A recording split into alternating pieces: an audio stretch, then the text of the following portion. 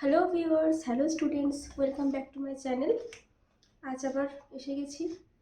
তো আমরা আগের দিন সালভাটর W.Somerset Maughaমের লেখা সালভাটরের ফার্স্ট পার্টটা দিয়েছিলাম, আর সেকেন্ড পার্টটা আজকে এখানে আমি ন্যারেট করব।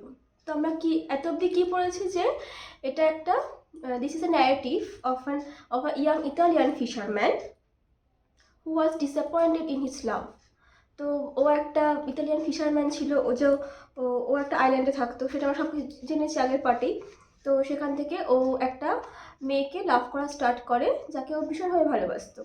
তো একদিন ও একটা জবের জন্য, মানে ও একটা নেভিতে জব করার জন্য, কিং ভিক্টর এমানুয়েলের মিলিটারি নেভিতে জব করার জন্য ওর আইল্যান্ড থেকে ওকে দূরে যেতে হয়েছিল।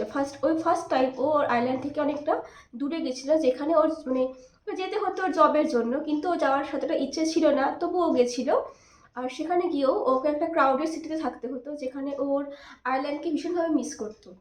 ওর ওই যে ক্রাউডেড সিটি, ও এতটাই মানে একটা ন্যাচারাল মানুষ ছিল যে ওই ক্রাউডেড সিটির যে রাস্তা রোড সেটা ক্রস করতেও ইভেন ভয় পেত।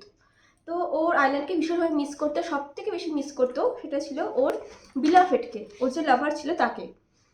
তো একদিন ওর হঠাৎ করে একটা ইলনেস হয়, ওর শরীর খারাপ হয়। তো দেখা যায় অনেক কিছু মানে টেস্ট করার পর জানা যায় যে ওর একটা রিউমাটিজম একটা ডিজিজ ওর হয়েছে, যেখানে কি বলা হয়েছিল যে ওকে, যে ও আর মানে নেভিতে যে ধরনের জব থাকে সেরকম জব করতে ও আর এবেল নয়। ও আর ওই ধরনের কোনো হার্ডেস্ট জব করতে পারবে না। তো ওকে ওখান থেকে ব্যাক করে আসতে হয়েছিল। কিন্তু একটা ব্যাপার ছিল যে ও ভীষণ এটা আনন্দ পেয়েছিল যে ওকে ওখান থেকে চলে আবার নিজের আইল্যান্ডে ফিরে আসতে পারবে, আবার নিজের বিলাভেটের কাছে ফিরে আসতে পারবে। তো ও যখন ফিরছিল, ও যখন বোটে করে আসছে, তখন ও দেখলো যে আসরে ওর প্যারেন্টস, তারপর ওর ভাইরা তখন বড় হয়ে গেছিলো, তারা ওর জন্য ওয়েট করছিল। তারা আনন্দে ওকে দেখে মানে ইমোশনাল হয়ে পড়েছিল, সবাই আনন্দে ওকে জড়িয়ে ধরে কাঁদছিল। বাট ও একজনকে ভীষণভাবে মিস করছে সেখানে ছিল বিলাভেট। ও এটা এক্সপেক্ট করেছিল যে ওর বিলাভেট ওখানে থাকবে, ও যে ওর জন্য ওয়েট করবে, যে ও আসছে জেনে, কিন্তু সে ওখানে ছিল না। ও তারপর সেদিন সন্ধ্যেবেলা বিলাভেটের বাড়িতে গেল। সেখানে গিয়েও জানতে পারলো যে ওর বিলাভেট আর তার প্যারেন্টসরা ওরা ডিসাইড করেছে যে ওর সাথে ও আর বিয়ে করবে না, বা ওর প্যারেন্টসরা ডিসাইড করেছে যে ওর সাথে মেয়ের বিয়ে দেবে না, বিকজ ও এখন জবলেস, আর ওর একটা এমন একটা ডিজিজ যেটা ওর সাথে সারা জীবন থাকবে, আর ও এখান থেকে কোনোদিন রিকভার করতে পারবে না। ও হয়তো ভবিষ্যতে কোনো ভালো কাজও করতে পারবে না, আর কাজ না করলে ওর মেয়েকে অবভিয়াসলি তার সাথে বিয়ে দেবে না। তো এই একটা ডিসঅ্যাপয়েন্টমেন্ট ও পেয়ে গেল। তো ওখান থেকে ও ওর বাড়ি চলে আসলো ভীষণ দুঃখের সাথে, যদিও কিছু মানে সেরকম বলেনি, ও জাস্ট চলে এসছে। তারপর এখান থেকে আমরা রিস্টার্ট করব। তো let's start. When Salvatore went home, he found that they all knew. যখন সালভাটর বাড়িতে গেল, ওর বিলাভেটের বাড়ি থেকে, ওর গার্লফ্রেন্ডের বাড়ি থেকে যখন ও নিজের বাড়িতে গেল, সেখানে কি জানতে পারলো যে ওর বাড়ির সবাই অলরেডি জানতো এই ব্যাপারটা, যে ওরা বিয়েতে যে না করে দিচ্ছে সেটা ওর বাড়ির সবাই আগে থেকেই জানতো। The girl's father had been to tell them what they had decided, but they had lacked the courage to tell him themselves. মেয়েটির বাবা আগে ওদেরকে বলে গেছিল যে ওরা কি ডিসাইড করেছে, কিন্তু ওর মানে সালভাটরের যে প্যারেন্টস, তাদের মধ্যে সেই কারেজ, সেই সাহস ছিল না যে ওরা ওকে বলবে এই ব্যাপারটা, ওর কাছে রিভিল করবে যে ওর সাথে ওরা বিয়ে হবে না। সেটা বলার মতো সাহস ওর বাবা মার হয়নি, কারণ ওর বাবা মা জানতো যে ও ভীষণভাবে মেয়েটাকে ভালোবাসে, তাই জন্য ওকে ওরা সাহস করে বলে উঠতে পারেনি। He wept on his mother's bosom, ওর মায়ের কোলে শুয়ে কেঁদেছিল। He was terribly unhappy, but he didn't blame the girl. ও ভীষণ দুঃখ পেয়েছিল, কিন্তু ও কখনো মেয়েটাকে কোনো দোষ দেয়নি। A fisherman's life is hard and it needs strength and endurance. যারা ফিশারম্যান তাদের লাইফ ভীষণ হার্ড হয়, বিকজ ওদের সিতে যেতে হয় ফিশিং করার জন্য। সিয়ের ওয়েদার সবসময় সেম থাকে না, কাজে ওদের সবসময় স্ট্রেংথ দরকার হয়, আর বোটিং করতে গেলে প্রচুর স্ট্রেংথ দরকার হয়। আর তখন বিশেষ করে সেটা বোট রো করতে প্রচুর স্ট্রেংথ লাগে, এন্ডিউরেন্স লাগে, ধৈর্য লাগে, যেটা হয়তো ওর কাছে এখন আর মানে সেইভাবে স্ট্রেংথ ওর কাছে এখন আর নেই। He knew very well that a girl could not afford to marry a man who might not be able to support her. ও খুব ভালো করেই জানতো যে একটা মেয়ে এরকম কোনো ছেলেকে বিয়ে করবে না যে তাকে যে তাকে সাপোর্ট করতে পারবে না, যে তাকে ফিনান্সিয়ালি সাপোর্ট করতে পারবে না, এরকম ছেলেকে কেউ কখনো বিয়ে করবে না। His smile was very sad and his eyes had the look of a dog that has been beaten, but he did not complain. ওর স্মাইলটা মানে ওর মধ্যেও হাসছিল, কিন্তু হাসিটার মধ্যেও দুঃখ লুকিয়েছিল। আর ওর চোখের মধ্যে সে একটা যন্ত্রণা ছিল, একটা একটা ডগকে যদি বিট করা যায়, একটা ডগকে যদি মারা হয়, ও তো আর বলতে পারে না, ডগরা তো কি, ওরা তো স্পিচলেস হয় না, ওরা তো কথা বলতে পারে না। তো ওরা ওরা যেরকম নিজের দুঃখটা প্রকাশ করতে পারে না, শুধু চোখে দেখা যায় যে ওর ব্যথা হচ্ছে, কষ্ট হচ্ছে, সেই রকম সালভেটরের চোখে ওর দুঃখটা ছিল, কিন্তু ও কাউকে সেটা প্রকাশ করতে পারছিল না। And he never said a hard word of the girl he had loved so well. এবং ও যে মেয়েটাকে ভালোবাসে তার সম্বন্ধে কখনো কোনোদিন খারাপ কথা বলেনি, বা ওর সম্বন্ধে কোনোদিন কড়া কথাও কোনোদিন বলেনি মেয়েটার সম্বন্ধে। Then, a few months later, when he had settled down to the common round, working in his father's vineyard and fishing, his mother told him that there was a young woman in the village who was willing to marry him. Her name was Assunta. তো কয়েক মাস বাদে যখন ও আস্তে আস্তে ওর জায়গায় আবার settle হয়ে গেল, ও বাবার সাথে ফিশারম্যানের কাজ করতো, বাবার ভাইন ইয়ার্ডে ওকে দেখাশোনা করতো, সমস্ত কাজ করতো। তো একদিন ওর মা ওকে বললো যে ওদের ভিলেজে একটা ইয়াং ওম্যান আছে যে ওকে বিয়ে করতে চায়, এবং তার নাম ছিল Assunta. She is as ugly as a devil he said. তখন মানে সে বললো, মানে সালভাডর বললো যে সেই মেয়েটি একটা ডেভিলের মতন আগলি, মানে মেয়েটিকে দেখতে ভীষণ কুৎসিত ছিল, খারাপ ছিল দেখতে, ওকে দেখতে একটা ডেভিলের মতনই খারাপ।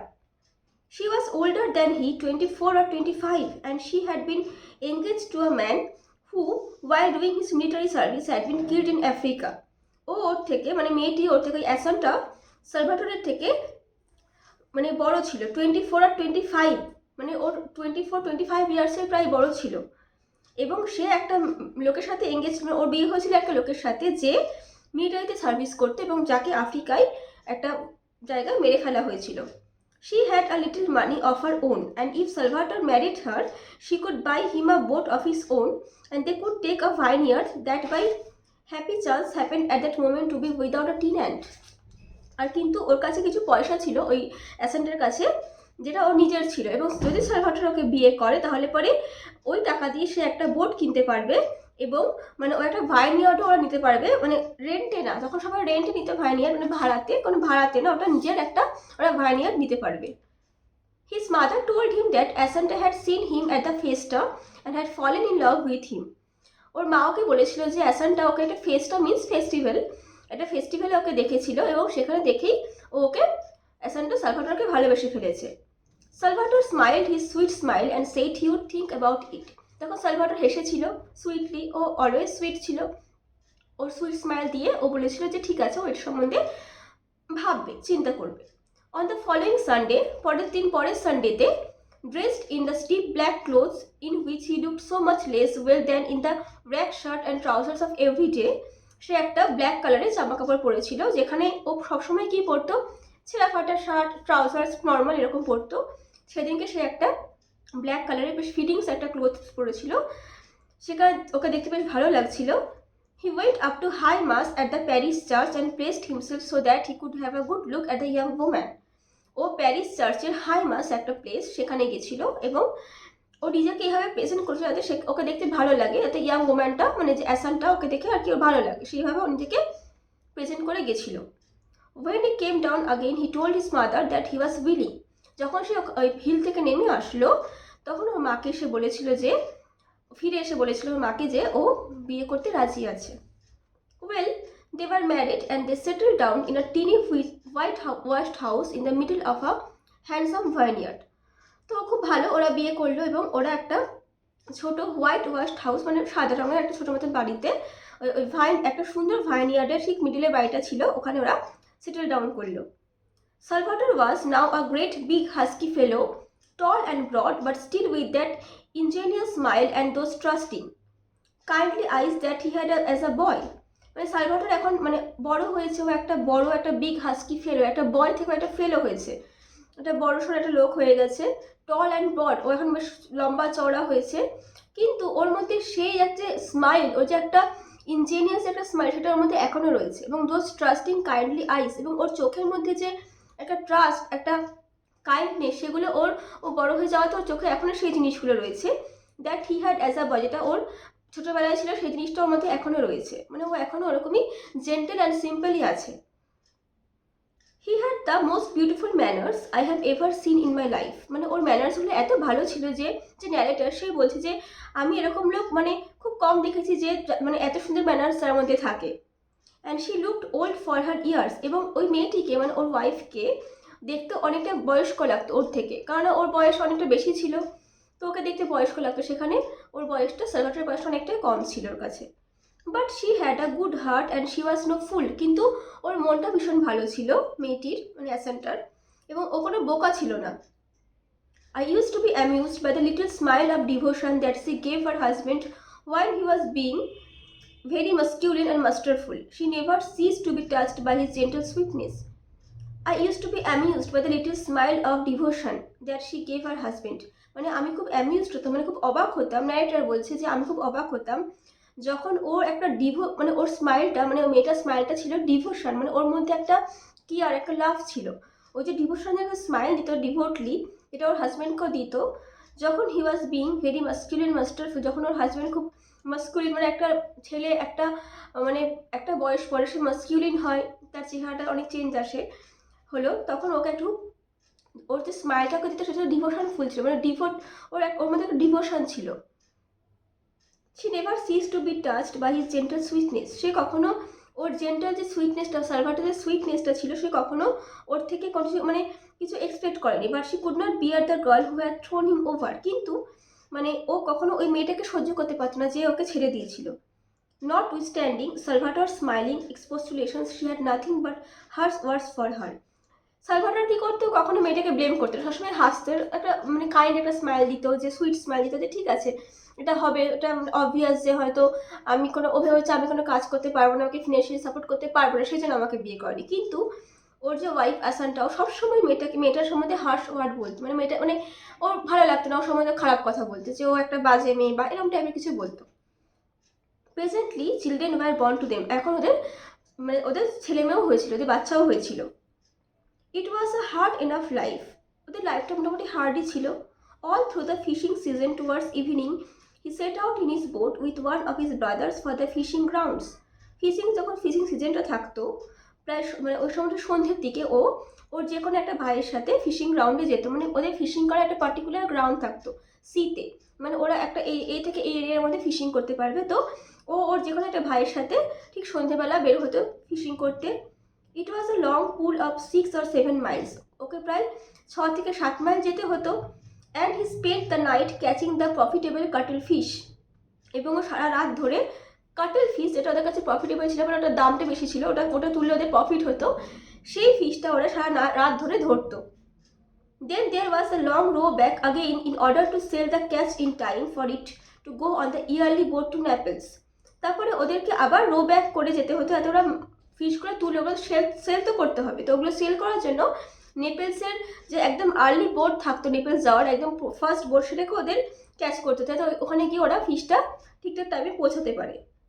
At other times he was working in his vineyard from dawn till the heat drove him to rest, and then again when it was a trifle cooler till dusk. আর বাকি সময়ও কী করতো, বাকি সময় ওর ভাইনিয়ার্ডে কাজ করতো, ওদের একটা ভাইনিয়ার্ড ছিল, মানে ভাইনিয়ার্ড মিনস আঙুর ক্ষেত, তো ওখানে কাজ করতো। সেই ভোর মানে ও ফিশিং গ্রাউন্ড থেকে ফিরে এসে ভোরবেলা থেকে ওখানে আবার মানে ভোর থেকে আবার ওই ভাইনিয়ার্ডে কাজ করতো till the heat drove him to rest. তারপর অনেক সময় কী হতো, যখন বেশি গরম পড়তো, মানে সি বিচে বেশ মানে হিটটা একটু বেশিই লাগে, যখন বেশি গরমটা লাগতো তখন ও কিছুক্ষণ রেস্ট নিত। And then again when it was a trifle cooler till dusk, তারপর আবার ও স্টার্ট করতো বিকেলের দিকে, ডাস্ক ঠিক সন্ধ্যে টাইমটা যখন ঠান্ডা ঠান্ডা ভাবে, তখন ও আবার ওর কাজ ভাইনিয়ার্ডে স্টার্ট করতো।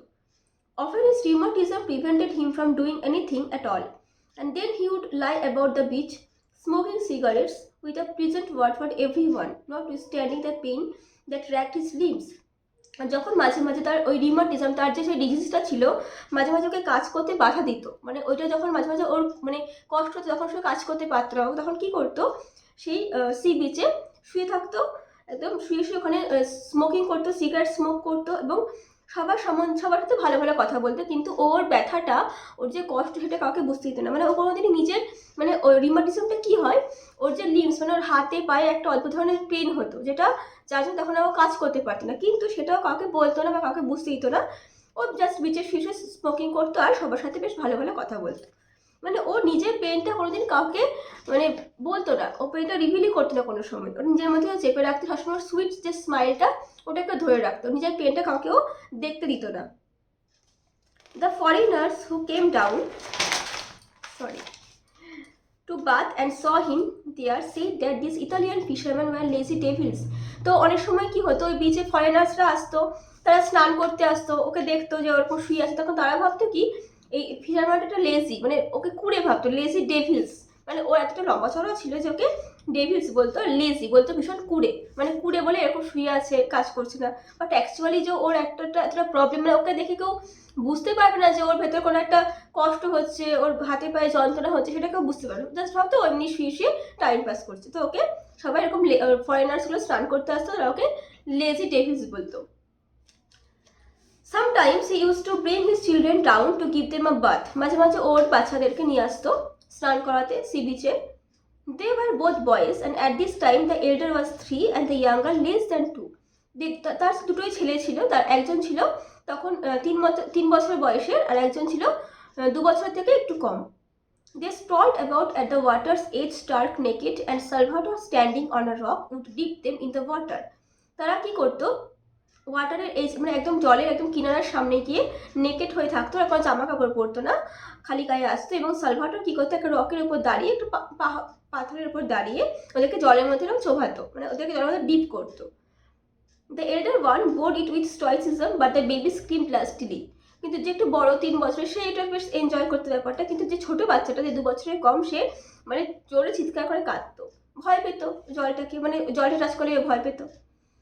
Salvatore had enormous hands, like legs of mutton, coarse and hard from constant toil. But when he bathed his children, holding them so tenderly, drying them with delicate care, upon my word, they were like flowers. Salvatore's হাতগুলো ছিল বড় বড়, enormous মানে বড় বড়, like legs of mutton. মাটনের leg যেমন হয় বেশ বড় বড়, ওর হাতগুলো ছিল এরকম বড় বড়। Course and hard from constant toil, মানে ওরা এত পরিশ্রম করতে যে ওদের হাতগুলো ছিল একদম শক্ত, ভীষণ শক্ত হাত ছিল।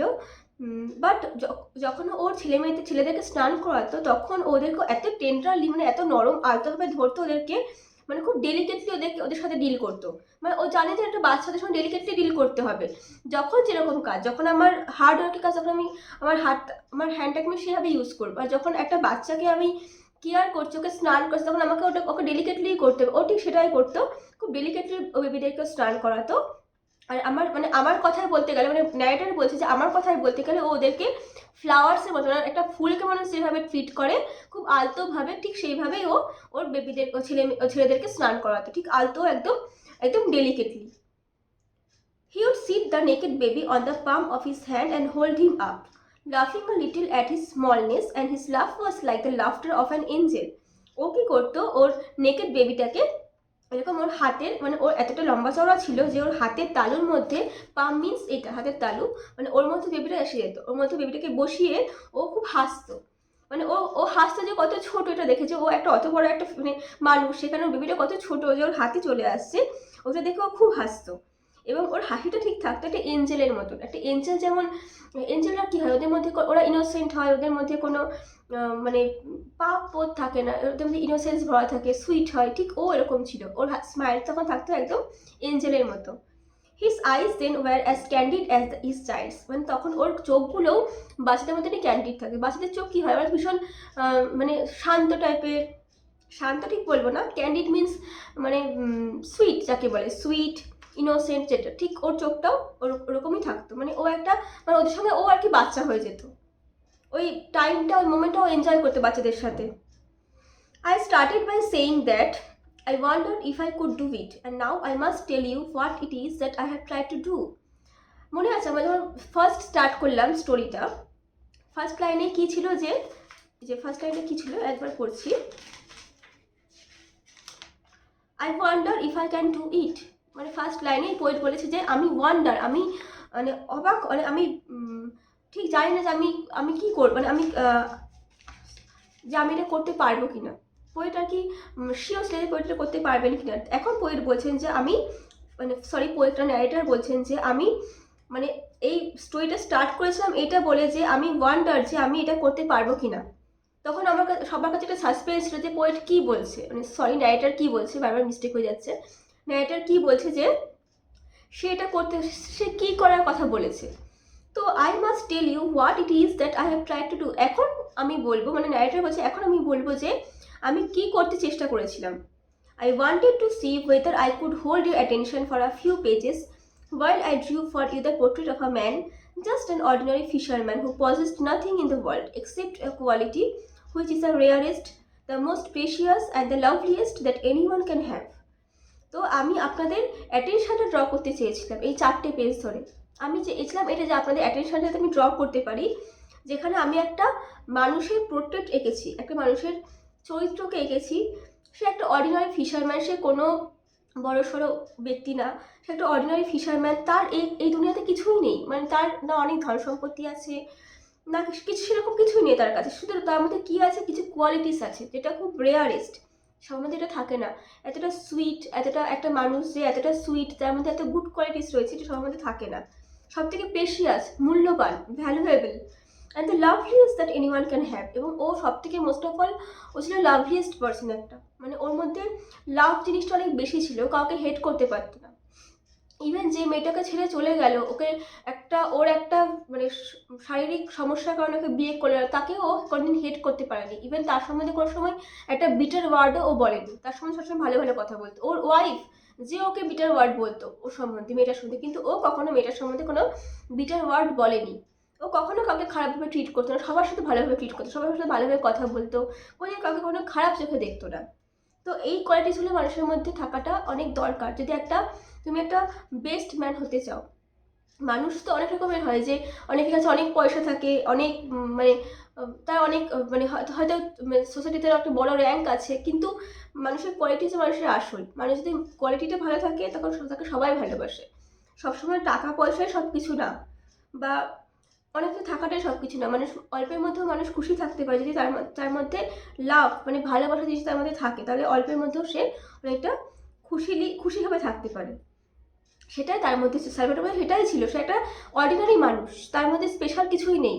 আমরা যেরকম সাধারণ মানুষ, সেও একটা সাধারণ মানুষ, কিন্তু তার চরিত্রটা ন্যারেটর এখানে কেন আনলো, তুলে ধরে আনলো কেন মানে কেন এটা পছন্দ করলো, এই জন্যই যে তার কোয়ালিটিসগুলো হচ্ছে রেয়ারেস্ট, প্রেশিয়াস অ্যান্ড লাভলিয়েস্ট। তার এই কোয়ালিটিসগুলো এই 4টে পেজ ধরে এখানে ন্যারেটর ডিসক্রাইব করেছেন।